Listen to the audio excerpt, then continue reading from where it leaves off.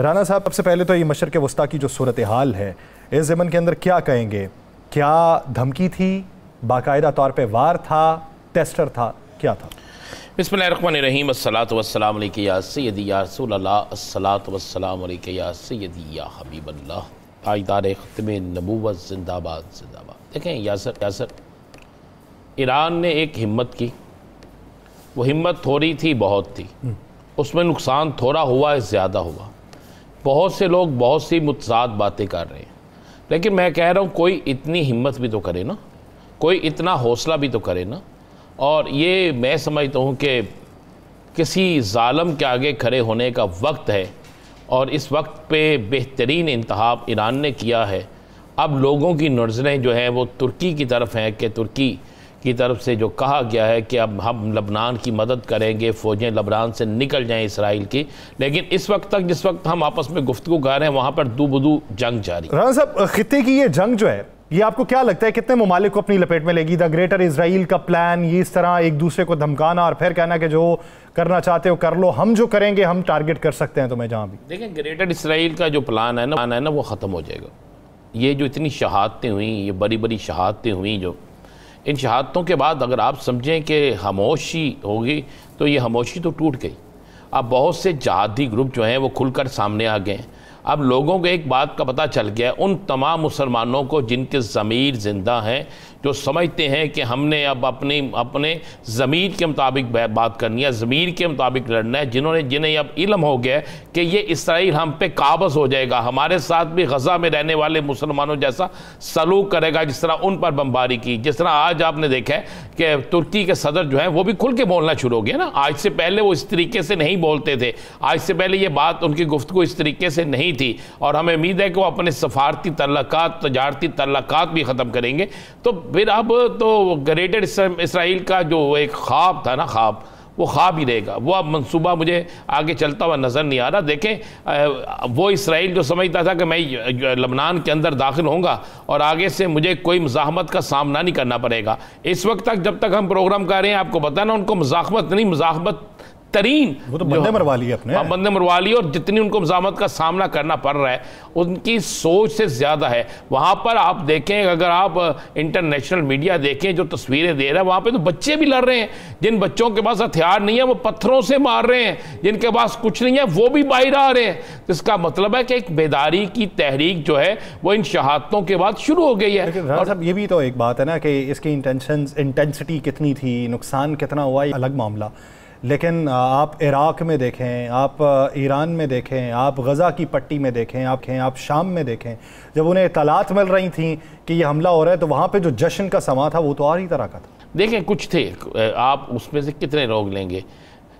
जश्न इसलिए मनाया जा रहा था कि वो लोग कह रहे थे हमला हुआ है। हाँ, ये बिल्कुल दुरुस्त आप कह रहे हैं, सॉरी मैं दूसरी तरफ चला गया था। जश्न इसलिए मना रहे थे कि हम खुश थे कि इसराइल पे हमला हुआ, हम खुश थे कि इसराइल जो है उसको एक सज़ा मिली, हम खुश थे कि अब इसराइल के ख़िलाफ़ कोई खड़ा हुआ। तो मैं आपको यही तो कह रहा हूँ कि उन तमाम ममालिक में अब एक जुरत जो है वो शुरू हो जाएगी। जुरत सिर्फ एक शख्स करता होता है, टीम का कप्तान जो होता है ना, वो आगे लग के जब ललकारता है, जब कहता है कि नहीं हम जीतेंगे, तो फिर पूरी टीम जो होती है जिसमें नहीं भी हौसला होता वो भी कहता नहीं भाई हम भी लड़ेंगे, हम खेलेंगे, हम जीतेंगे, हम आप जो भी होगा। देखिए, आप एक चीज़ तो बड़ी क्लियर, लबनान के लोगों को एक चीज़ समझ आ गई है कि अगर इसराइल हम पे काबज़ हो गया तो हमारी ज़िंदगियां ख़त्म हो गई, हमारी ज़िंदगियां बिल्कुल ऐसे हो गई कि जैसे एक बंजर ज़मीन होती है। हमारे साथ वही होगा जो गज़ा के मुसलमानों के साथ हुआ है, हमारे साथ वही होगा जो इन्होंने फ़लस्तीन के उन इलाकों में किया जिन इलाकों में कोई तसव्वुर भी नहीं कर सकता था। पनाह गाहों को भी तबाह कर दिया, खैमों को भी तबाह कर दिया। तो फिर ये तो सोच के उन्होंने इससे पहले कि ये हमें मारे, क्यों ना हम इनसे लड़ें और लड़कर फिर हम इनसे वसूल करें अपनी कीमत। हम इन्हें बताएं कि हम मरते मरते आपको भी मारेंगे। और यही रिजल्ट आज आप देखें। क्या वो सोच सकते थे? मैं फिर वही बार बार कह रहा हूँ कि लबनान में उन्हें इस मुज़ाहमत का सामना करना पड़ेगा। अभी तो अगर खुदा न खास्ता किसी और मुल्क ने इसराइल की सपोर्ट की खुल के, उनके जंगे आई, तो आप ज़हन में रखिएगा, फिर मैंने पहले भी कल भी कहा था, आज भी कहता हूँ, रशिया भी आ जाएगा मैदान में।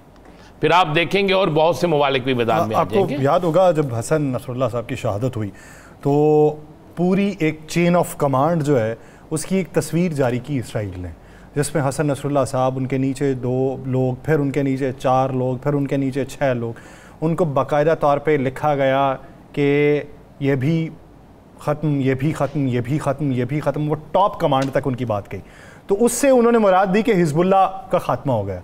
लेकिन जिस तरीके से ये लबनान में एंटर होते हुए हिजबुल्लाह ने मार गिराए हैं, तो इसका मतलब ये कि सरबराह के मारे जाने के बाद भी, उसकी शहादत पाने के बाद भी वो जो जोश है, वलवला है, आज़म है, वो कम नहीं हो सकता। कम नहीं हुआ, ज़्यादा हुआ। बल्कि वो जिहादी ग्रुप, वो छोटे छोटे ग्रुप जो पहले साथ नहीं थे, वो ग्रुप भी साथ हो गए, वो ग्रुप भी एक्टिव हो गए, और वो ग्रुपों ने भी एक्टिव होकर अपना अपना रोल अदा करना शुरू कर दिया। और आप इसमें गौर करें ना कि इस वक्त सूरत हाल क्या है। सूरत हाल ये है कि इस वक्त इसराइल के अंदर मातम बरपा है, इस वक्त इसराइल के अंदर खौफ की फ़ज़ा है, इस वक्त इसराइल के अंदर मुज़ाहरा हो रहा है इसराइली हुकूमत के ख़िलाफ़, इसराइल की फ़ौज के ख़िलाफ़, इसराइल के ज़िम्मेदारान के ख़िलाफ़ इसराइल में मुज़ाहरा हो रहा है। क्यों हो रहा है? कि उनके लोगों को नज़र आ गया है कि हम जो ग्रेटर इसराइल का ख्वाब देख रहे थे, वो ग्रेटर इसराइल का ख्वाब तो चिकना चूर हो गया। अब हमारे हाथ से ये छोटा सा इसराइल है, ये भी निकल जाएगा। देखिए, बैतुल मुक़द्दस को हमने आज़ाद इंशाअल्लाह होना है, हमने आज़ाद करवाना है, और इसके लिए किसी ना किसी ने तो आगे आना था, तो ये काम शुरू हो गया है। आप देखिएगा अगले 72 घंटे जो है ना यासर साहब, 72, और ये इतने अहम घंटे हैं कि आपकी सोच से ज़्यादा है। इसमें पता चल जाएगा कि क्या ये कोई इसराइल की तरफ से रिएक्शन होता है, या फिर मुस्लिम उम्मा जो है, इनमें से जिन जिन लोगों ने कल जश्न मनाया कि हम हमला हुआ, अब उनमें से वो आप देखें ना, कल मैंने एक रात को एक फुटेज देखी, एक नौजवान जो था वो खुशी से बिल्कुल खुश था, और उसका बाजू जो था वो जला हुआ था। वो कह रहा था कि मुझे आज इस बाजू में तकलीफ़ नहीं है, इसलिए नहीं, ये बाजू उस वक्त जला है जब हम पर इसराइल ने हमला किया था। लबनान का वो नौजवान था, और वो कह रहा था बाजू मेरा एक जला, दूसरा बाजू मेरा ठीक है, मैं भी अब इस जंग में अपने इस बाजू का बदला लूँगा, मैं इतने इसराइलियों को जहन्नम वासिल करूँगा।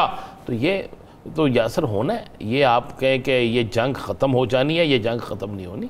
ये जंग जो है, ये जंग ख़त्म उस वक्त होगी जब जंग को छेड़ने वाले, जब जुल्म करने वाले, जब मुसलमानों के ऊपर बेइंतहा जुल्म की इंतहा करने वाले जो है वो ख़त्म होंगे। बात यह है कि गज़ा के उन बच्चों की दुआ अल्लाह ताला ने सुन ली है। उन बच्चों की दुआएं जो कहते थे कि हम अल्लाह के हजूर जाकर कहेंगे कि क्या उम्मत मुसलमा खामोश हो गई है, क्या उम्मत मुसलमा मुर्दा हो गई है, क्या उम्मत मुसलमा में कोई एक ऐसा शख्स नहीं है जो इनके ख़िलाफ़ बोले। आरकार वो शुरू हो गया है ना, और आहिस्ता आहिस्ता आप देखेंगे मज़ाहमती ग्रुप इतने बढ़ जाएंगे, इतने बढ़ जाएंगे कि इसराइल को लग पता जाएगा उसकी सारी टेक्नोलॉजी, उसका बड़ा बेहतरीन असला, उसके बड़े बेहतरीन जो मुखबर है। बात यह है कि उसने जो किया मुखबरी की बुनियाद पे किया ना। उस मुखबर के नाम का आपको पता है, मुझे पता, अब तो सारी दुनिया को पता चल गया कि कौन शख्स वहाँ से लबनान से सरहद क्रॉस करके इसराइल में गया था, और उसका तल्लक क्या था, और किस अहम ओहदे पे था, तो ये पता चल गया। लेकिन अब बच्चे को ये भी पता चल गया कि अब बच्चा ये एक लफ्ज़ कह रहा है कि अल जहाद अल जहाद अल जहाद, कि मैं जहाद करूँगा, मैं बिल्कुल जहाद करूँगा, मैं जहाद करता हुआ निकलूँगा। देखिए, पाकिस्तान के अंदर से आवाज़ें उठना शुरू हो गई हैं। हुकूमत की अपनी आवाज़ है, अवाम की अपनी आवाज़ है। जमात इस्लामी गालबन 7 तारीख को इस हवाले से एक बड़ा भरपूर